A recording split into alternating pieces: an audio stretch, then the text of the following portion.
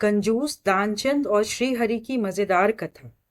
बहुत समय पहले भारत के एक छोटे से गांव में एक बड़ा ही अमीर मगर उससे भी बड़ा कंजूस बनिया रहता था। नाम था दानचंद। दानचंद के पास सब कुछ था। खेत, दुकानें, पक्के मकान और गोदाम में इतना अनाज भरा रहता था। पर दानचंद स्वभाव का बड़ा ही अजीब था। वह एक भी ढेला बिना हजार बार सोचे खर्च नहीं करता था। गांव में सब लोग उसकी कंजूसी के किस्से सुनाकर हंसते थे।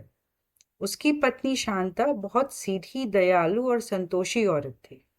वह कई बार अपने पति को समझाती, अजी थोड़ा बहुत दान कर दो, किसी जरूरतमंद की मदद कर दो।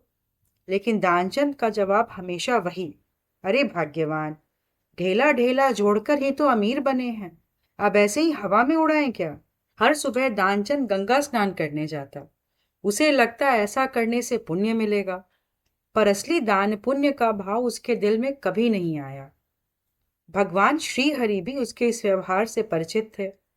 एक दिन उन्होंने सोचा, चलो इस दानचंद की कंजूसी की हद तो परखी जाए। अगली सुबह जब दानचंद गंगा स्नान कर रहा था तो भगवान श्री हरि एक वृद्ध साधु के रूप में वहां पहुंचे। दानचंद ने जैसे ही नदी से सिर उठाया, साधु बोले, बाबा एक ढेला दान में दे दो।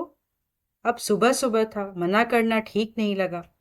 दानचंद बोला, बाबा अभी तो मेरे पास ढेला नहीं है, दोपहर में घर आ जाइए तब दे दूंगा।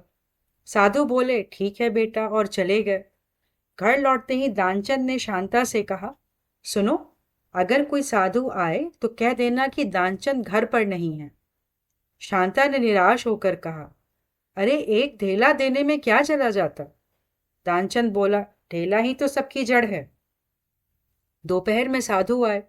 शांता ने दरवाजा खोला और कहा, दानचंद घर पर नहीं है। साधु मुस्कुराए और मन ही मन बोले, वाह रे, एक ढेला बचाने को झूठ बोल रहा है। अगले दिन फिर श्रीहरि साधु बनकर आए। दानचंद ने पहले ही अपनी पत्नी से कहा था, अगर साधु फिर आए तो कहना दानचंद मर गए। साधु आए तो शांता ने रोने का नाटक शुरू कर दिया, हाय हाय, मेरे पति दानचंद नहीं रहे।